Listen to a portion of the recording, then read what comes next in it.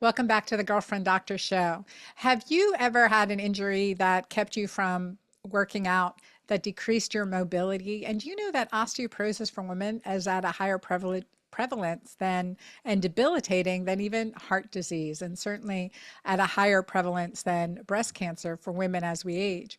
Osteoporosis is a significantly debilitating um, consequence of aging that we don't have to have, number one. And number two, that is associated with a 60 to 70% mortality after the first year of a hip fracture from osteoporosis. So it's incredibly debilitating as well because of limitations in mobility and the consequence of incontinence. It can it is often incontinence is the number one issue that caregivers put their loved ones in a nursing home. And I talk a lot about this in our podcast in my show, but it's important to understand that, again, you do not have to suffer it. And I always say, that I have four daughters, and again, I want them to take care of me when I'm old. So I need to not give them any excuse to tuck me away in a nursing home.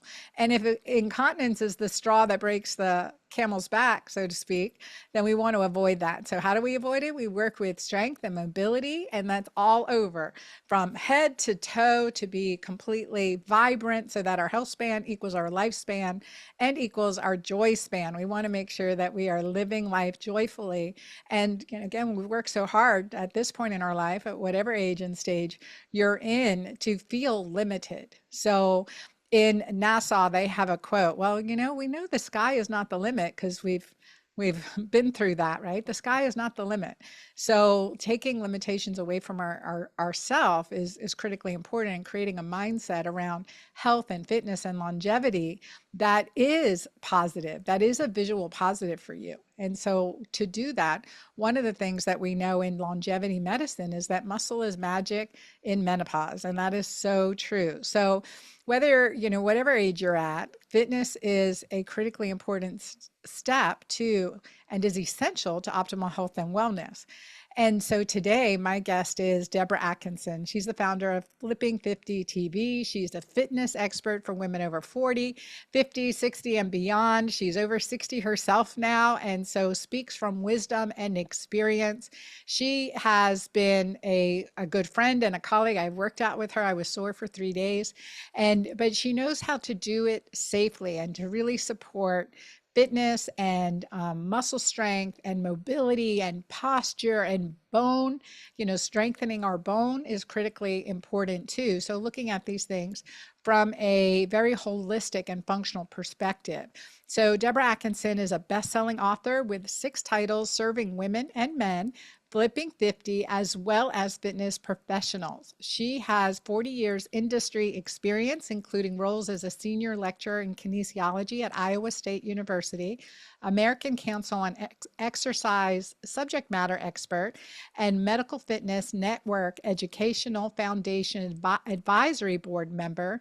She is a certified NSCA, CSCS, and ACE medical exercise specialist and coach. So she is the person to go to talk to about this. So welcome, Debra, back to the Girlfriend Doctor Show. It's good to see you here. Well, hey, girlfriend, thanks for having me. It's great to be here with you. Now, And this you just won't let it go, right? 3 days. You gotta tap into that. 3 days, 3 days. Always, right? Always. 3 days I was sore, Debra. I was sore for 3 days. But if I work out and I don't You're feel it the welcome. next Is day, that what you thank meant? you. Yes, I Yeah. mean, Okay. thank you.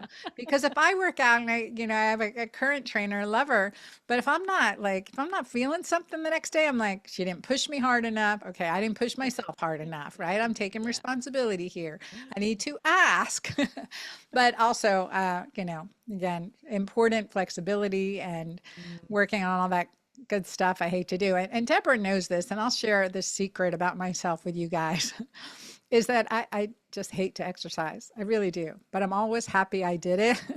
Always happy I did it. And so I try to do things that are fun, body movement that's fun. Boxing is my honestly, I call it my meditation of choice because you Mm, can't focus on anything else or you're going to get hit. true. And so it clears your mind. And so for me, Mhm. that's been great. And plus working on fast twitch muscle fibers and things like that. So we'll talk about that too, Deborah. And I Mhm. want to be sure everyone knows that Deborah is hosting her second annual summit for what, when, and why. Okay, you tell them about it. The what, when, and why to exercise for women 40 and over because it is different. And here's the deal. So I'm 40 years into this fitness career, full time, not a part time gig. But it, until I was 30 years into it, I did not realize that so little exercise science and medical sport research features females as subjects. And then when we really dive into it, let's break this down. Women going through so many different hormonal changes in their lives where hormones influence exercise, exercise influences hormones. That means every one of those hormonal changes we go through in our lives. And those of you who are still in reproductivity period, you're going through changes every week, right? There's not enough research out there to help us perform optimally, avoid injuries, to avoid fatigue and exhaustion from our exercise. In fact, just to get better, there's not enough. We're being asked to follow programs that were made based on science on men. So how well is that going to work for us? And when I realized I didn't even know that. And I have my nose in books and research every day, every week, and I was teaching at a university level. So this is almost my confessional, and my making things right again by offering programs for women, by digging up the science that does exist, and by stomping my feet when I'm talking to a researcher. Why aren't there more studies about women? And when we're in a conversation or an interview, I'm asking, that science was on men. How will that apply to women? I'm pushing some buttons, and it's not popular. When I started, it wasn't popular. I wasn't a popular person because I was saying the fitness industry has gotten this wrong. We have a lot of work yet to do. So I'm bringing this to you in a summit so that you can collectively go to school, go to a little workshop, go to camp, with me and learn about what should you be doing right now for your bones, your muscle, your brain health so you feel better, movement is easier, living is better, and the quality of your life now and, in 20 and 30 years is still good.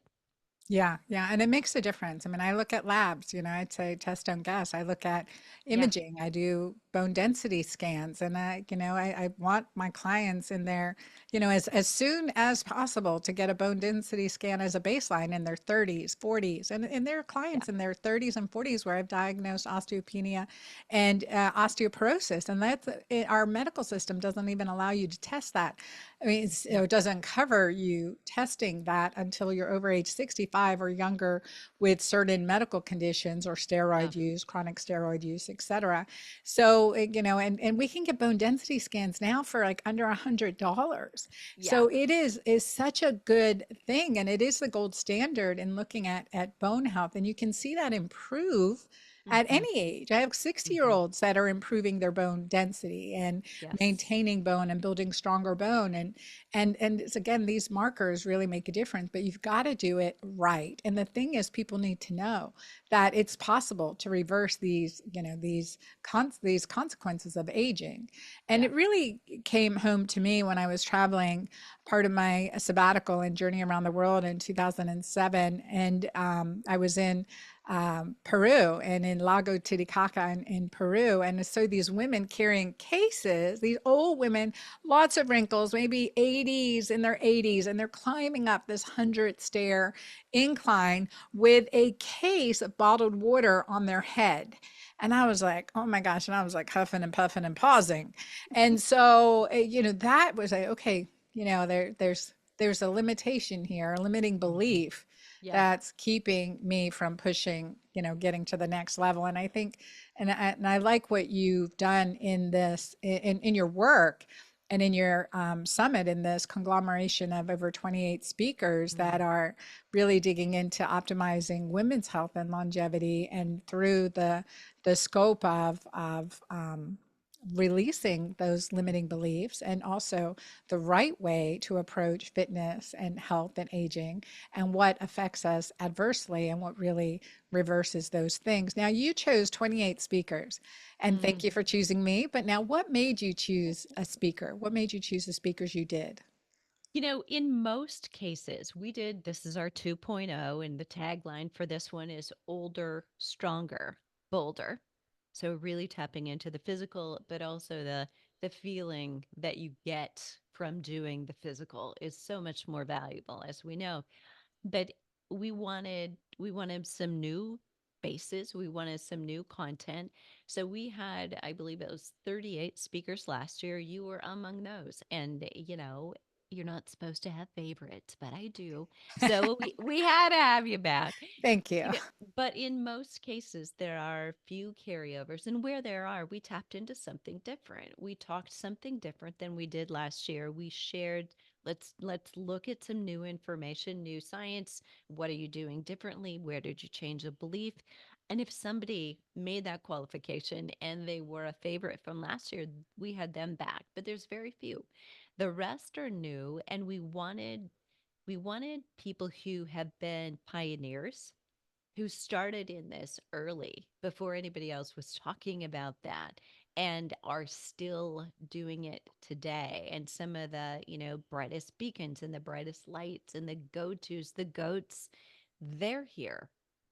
And I wanted every speaker to be willing to tap into mindset, and not mind body exercise in the way that we all know it, like go get on your yoga mat. Now we're doing mind body. Not that, but the mindset of, what are my beliefs about aging?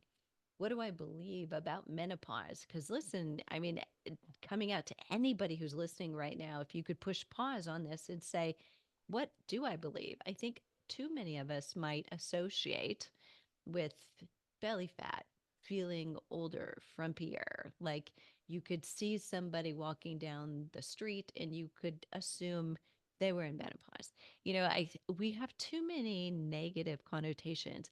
So I think looking at the mindset of our expectations about our aging, about menopause, because how we menopause determines how we age, and exercise is a big part of that. And a lot of people, also you and I, talk about mindset about exercise. uh, but if you haven't bonded with it, I think it's not that I'm going to have you fall in love with it, or that has to be true. Yeah, I'm But I still waiting think, for that day. well, we'll work on that. But there is, what can it do for you? Even if you don't love it, there are probably other things. I mean, you went to medical school. Did you love every single course you took? I mean, I went to grad school in statistics. I'm like, had you told me that before I signed up, you might not have gotten me. Chemistry, physics, and statistics were about the death of me throughout my, um, grad school experience, but I did it because I had to. It was part of the thing that I did want. And I think we have to look at, what are you willing to do? And maybe Perfect. what's the minimum viable physical activity you can do to have what it is that you want. And more of us might be wanting to take a look at that, because more isn't necessarily better. Better is better. Yeah, I like that. And I like that you put it, what's the minimum that we Right. can do? Yeah. Right. Yeah. So, and I think one of the things is also measuring, right? Metrics. And we've got all these smart devices. I use a Whoop band because I Yeah. don't like things on my fingers, but I know many of my other biohacking friends use the Aura Ring, and there are Right. other devices too. But something as simple as measuring the steps, like, Hmm. I mean, I didn't realize working from Hmm. home on on many days, how really working out, doing my workout routine, but I wasn't getting steps. Yeah. And just by adding steps, I mean, my cortisol's improved, my blood sugar's improved, and just and I'm not perfect about it by any means, but I'm working, Yeah. I'm becoming someone who gets at least 6 to 8,000 steps a day minimum. And So that's beautiful. And, actually, that's another reason I chose speakers. It was people who would make it accessible. It wasn't people who were, I mean, we're talking pie in the sky, and this is what you have to do, and you have to do that and that and that. but it was, how do we just get started? How do we just make one improvement today? What can we do? And perfect example, right? It's like now I've got some awareness. So, oh, well, I'm going to walk to the restroom. I have to do that, have to take care of business. But, can you do another lap around the living room instead of just out and back? You can extend it in small bits. And we really had some great people. Dr. Pamela Peet came on, and she again has been one of the pioneers looking at women over 40 and one of the first docs really doing it as a prescription, as a part of what she did in her practice. And she's such an advocate, and she's a role model, walking the talk, running, swimming, and biking the talk, actually. But yeah. Wow, triathlete. Hmm. One of the things that I recognize is that we have to shift the mindset of our country, and Mm. because when I was buying this house 2 years ago, there's 3 stories and no elevator, y'all. And then you have to climb upstairs to get into the house, and the Get to. backyard, it's on a slope. I get to. And the realtor was like, well, are you more interested in a one story as you're getting older? And I was like, no, I want as many stories as I can to keep me active. Like if you put me on a one story, that's going to limit me even more. And I want to have as many stories as possible. It was a very conscientious choice to choose a house like this. And Yes. and I think but that mindset of our realtors, for Hmm. instance, saying, oh, well, you're getting older, you may want one story. And the people I was buying this house from, 2 gentlemen, they said, well, we're going to move into a one story. They were younger than I am. Mm. So like they have that mindset. So that is Hmm. aging not gracefully, y'all. Well, That and is with limitation. that is another, I think, great reason to join us at the summit. And I think it's because you've got to find, are you surrounding yourself with people who are uplifting you, who are opening the door, lifting the glass ceiling, or with people who, have this shrinking view of what can I do now?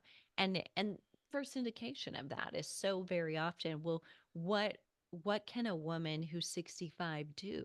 Right. I'm asked that question so very much. It's like, well, I don't know. Tell me your history. What have you done? What do you want to do?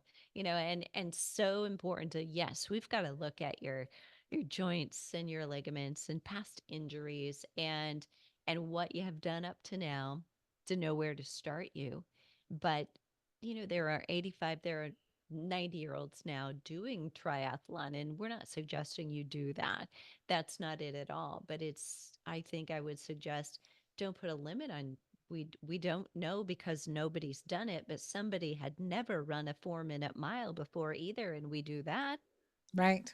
Once you break that limitation, that perceived limitation, Yep. it's amazing, who else is going to come along behind you. And so we want to be leaders of the pack. We want to leave a Hmm. legacy that Hmm. is, with high, high expectations or potential, that we're not self-limiting.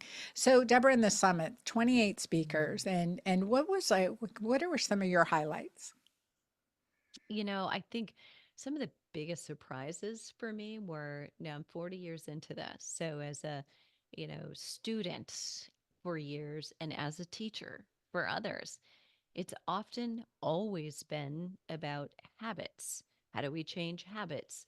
The books, Tiny Habits, Atomic Habits, those were like, oh my gosh, we have to have that. That's like got to be on my nightstand. Someone shocked me about my beliefs about habits and whether or not they're truly good. And that's what we want. So it may be that the very thing we've all been thinking, I need a better habit or I don't have good habits, may be the exact opposite of what we want to get the desired outcome we want. And I won't say a lot more than that, but you may be very shocked to find establishing a habit could be getting in your way of getting what you want. That was a huge eye opener for me. I think that some of the most serious academics that joined us as speakers were also some of the most humorous. So I think that was a big eye opener That's a that, twist. isn't it? And it was, I think that, in order to have one, you actually have to have the other. Yeah, get serious about aging well, about exercising right, and then don't take yourself so serious was really the takeaway. And it was for me that we're going to host this summit and this is serious and we want every woman and I want functional doctors to come so that they're talking to their patients about what's possible for exercise because I think that's also an area of gap said with respect, but doctors have very little exercise training in medical school. I mean, as far as I can find, there's maybe 2 hours in all of medical school, and there's only 12 medical schools that require that. So Wow. many, Yeah, many I others, don't yeah. remember getting any, but I went to an osteopathic medical school. We did have Mm. nutrition. I can't remember, and then manipulation and functional, um, maybe a little bit clinic on functional fitness in just maybe one day, but that You was it. probably blocked that out. I Yes. did. I did. I for sure Yes. did.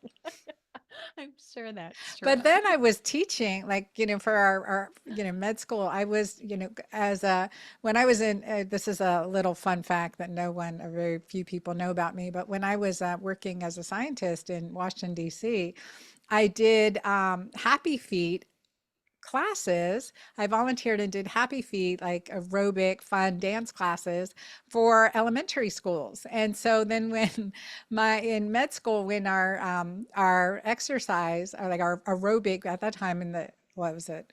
Early 90s, yeah, our aerobic teacher had an injury. I like filled in. I'm like, y'all will do my Happy Feet. So, uh, I do it even though I don't, but it was fun. It was so fun. That sounds so fun, and you're gonna love this. So maybe with my next product, we'll incorporate this. But my puppy nanny dances for the Phoenix Suns. So I'm recruiting her to choreograph, and we're coming up with some ways to engage fast twitch muscle fiber in a way that feels fun. So we're going to work on the brain, teaching patterns by doing a little bit of choreography. So we're teaching, we're laying that piece down.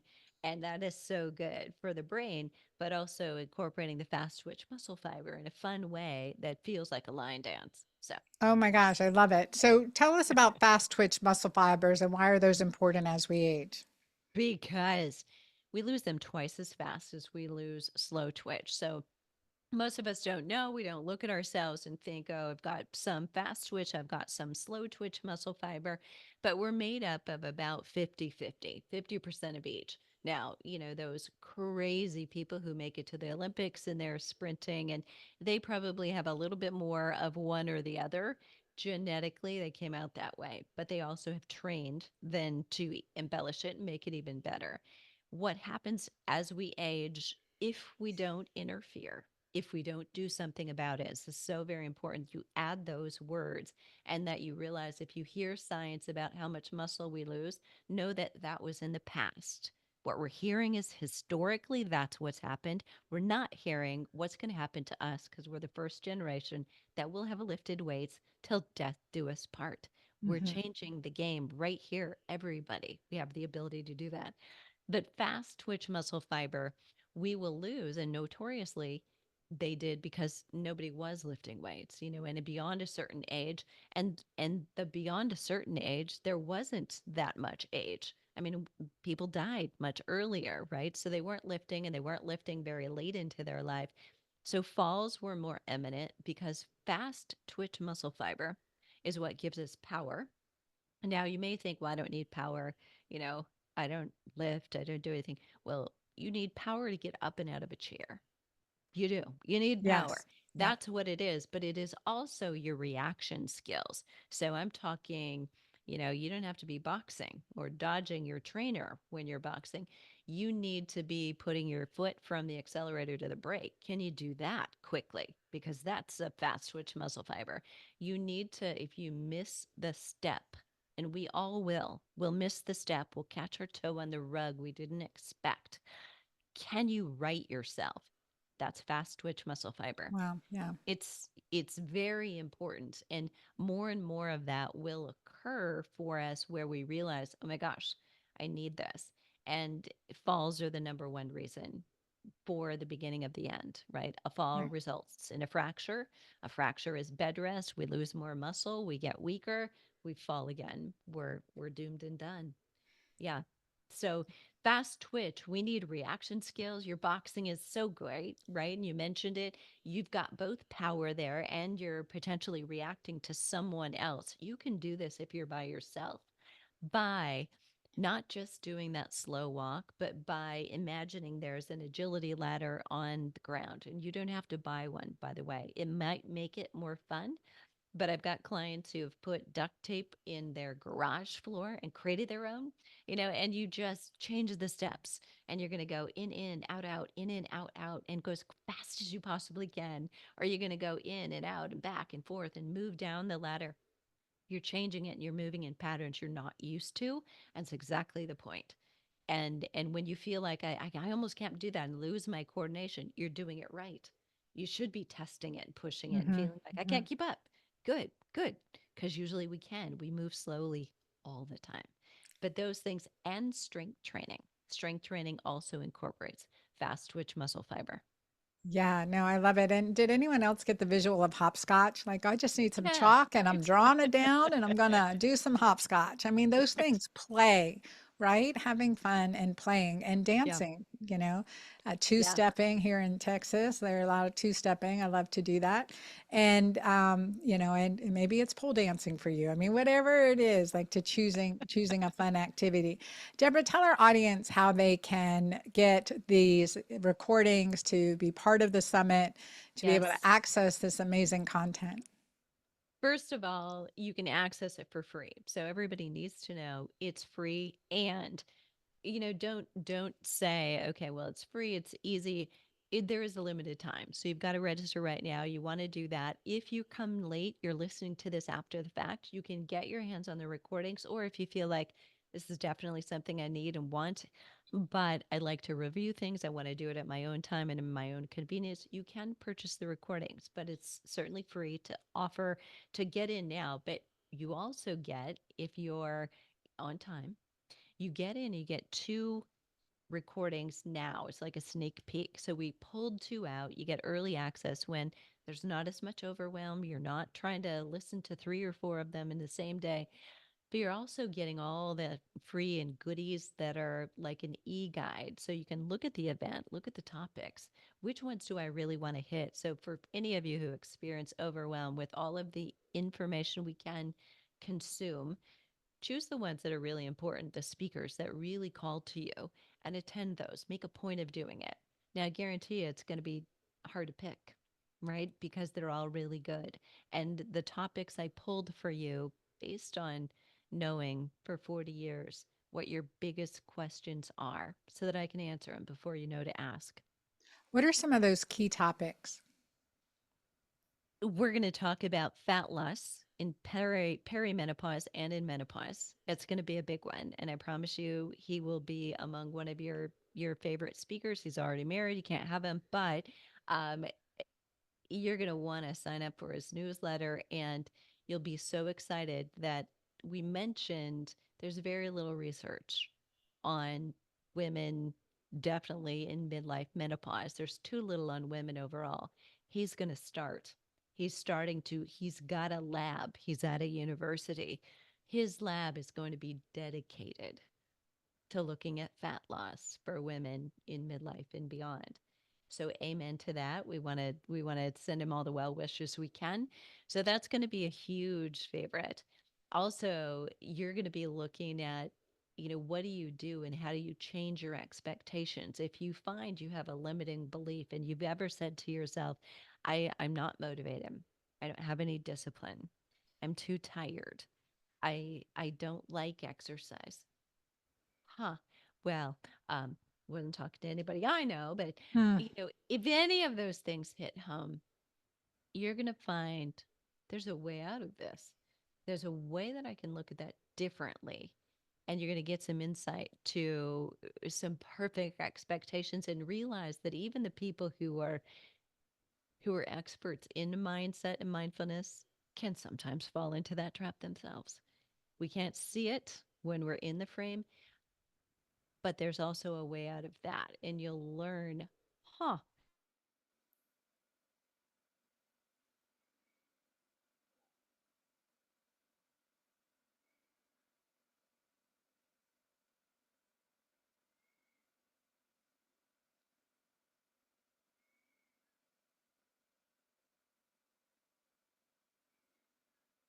that's the value of community. I've got to typing and realize that's a limiting belief. So you're going to learn some things about that during midlife menopause. It is possible to take it off, but it's probably not because you're going to focus on the fat loss and the burning of calories. You're going to focus on stabilizing your hormones. And you'll do that by, I believe it is, you say muscle is menopause magic, Mo right? Muscle is magic in menopause. And I have one of Yeah. our, yeah, one of our magic menopause, speaking of magic menopause, one of our members in my magic menopause program, Jan, she said, it is not menopause, it is menopausable. I love Very that. nice. I love that. Absolutely. And Right. chasing muscle, gaining muscle, getting stronger, realizing that yeah, we're getting older. There is no way around that. But you've got so much wisdom. We've got so many riches, right? In the people and the things around us that we've accumulated and love. We can tap into that. And that's our why. Those are our reasons. Yep. Yeah, and the muscle is the key. Yeah, yeah. So you guys check out Deborah. I love Deborah. I love her work. I've gone through her programs. I've worked out with her individually, and I'm bringing her to you because she is sound and she knows what she's talking about. She walks the talk, and that's in and of itself a huge amount of value. And so go to dranna.com/fitness. So DRANNA.com/fitness, and you'll get that link and access to her summit. So sign up. Even if you listen to one call, you're going to get Hmm. benefit. So Hmm. be sure to give this gift to yourself. So go to dranna.com/fitness and take one next right step after another. I'm constantly learning. Like for me, that whole frozen shoulder experience that I had, and I just, gradually stopped doing, any activity, really significant activity. I just, didn't train. I had to get my mind, I had to reset my mindset. How did you And feel when I had frozen shoulder, when you weren't doing anything? oh, I felt limited. I felt Hmm. limited and I was more exhausted, Hmm. right? I was more Yeah. exhausted. And then I was constantly reminded of my limitation in my shoulders. And so Hmm. then I finally, just started with the rehab exercises. And, I think we spoke, and another one of my friends, Natalie, like, we are like, okay, but how's your bottom half? Both, I needed to hear from on more than one occasion. Sometimes you guys, we need to. And so, how's your bottom half? How are your legs? I mean, they're fine. And, yeah, how's your abs? Fine. How's your back? Fine. All right. What's wrong with your head? so, I mean, it's these things. So understanding what's possible, ways to navigate the limitation, and sharing what current, what is working based on experience, science, and being realistic for ourselves. We Hmm. get a lot of questions about low back pain or being, Yeah. or fragile adrenals, what type of activity we should do. And those questions Yeah. will be answered in the summit as well. So you guys check out dranna.com/fitness. And Deborah, any parting words for our audience? No matter where you are, even if you're reluctant, there's a step for you to help you feel better. Yes, that is true. One next right step at a time. So thank you, Deborah, for being here. And thank you all for listening. Share this with your friend. The people we associate with us, I tell my children, your five closest friends, show me your five closest friends, show me your future. I didn't come up with that. I forget where I heard that from. But show me your five closest friends, I'll show you your future. And so, really looking at, okay, well, how are we building a healthy, Hmm. longevity, joyful community around us? Hmm. And, what's my role in that? And sometimes you need to take the lead. But I always like, that's why I've got Deborah for a friend, and I associate myself with people that are setting goals and higher standards for me. And that And keeps us growing. that is exactly the mission statement that we operate by. There's no more powerful health influencer in the world than a midlife woman. You're influencing your friends, you're influencing your younger family members, your daughters, your sons, in laws, and your parents, your in laws or outlaws, depending on how you look at them. But we are leaving a legacy, like it or not. So we get to choose. What do you want that legacy to be? Because they are watching. Absolutely. Thank you. Thanks again, Deborah, for being here. Thank you all for listening. Please follow Deborah Flipping 50 TV and also go to dranna.com/fitness and let me know that you have. Send a comment. You know, on my website, you can put in a chat comment or comment under this uh, podcast. And I look forward to hearing from you. You will see me there too. So, y'all have a good day. And until next time, God bless. Thanks so much.